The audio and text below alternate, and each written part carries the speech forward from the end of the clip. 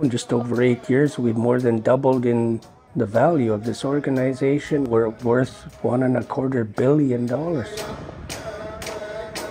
We've increased funding for Harvester Assistance Program. We've increased funding for the Education Foundation.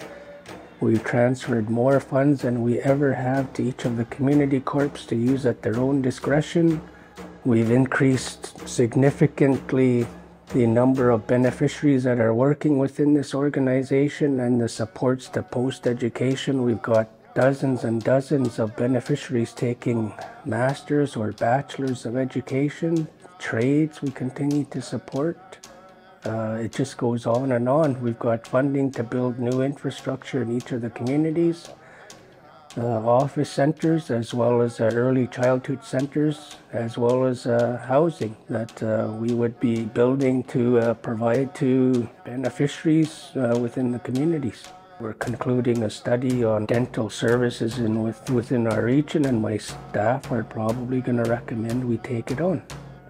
Within this federal budget that was announced a month or so ago, we're expecting a significant amount of funds for our region over a 10-year period to build the capacity as well as the infrastructure for our young people's wellness center based on our law that we passed.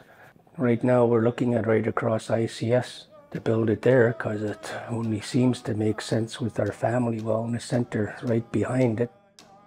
Not to mention enhancing Reindeer Station. We've put in more cabins there.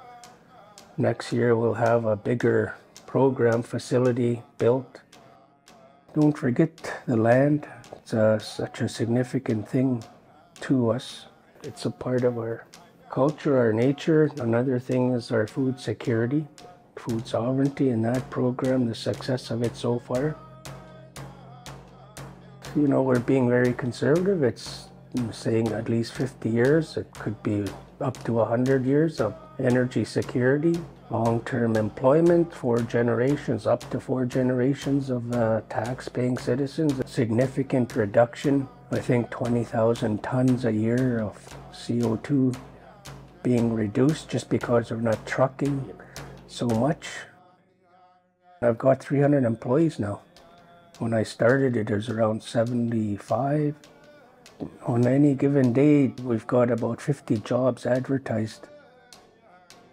Trying to go back when I was young, but then it was just signed and I was just 19. And the significance of it and pride that it brought, and from what I hear from beneficiaries outside as well now, is that with how we're doing outreach, either for legal aid or sending our education career counselors out to Whitehorse, Yellowknife, people are feeling more inclusive now of the corporation rather than being excluded and ignored, even though they say, well, some of the benefits we provide to the communities they don't fully understand. So I have to say, some of this funding we negotiate is only for this region because of based on the needs.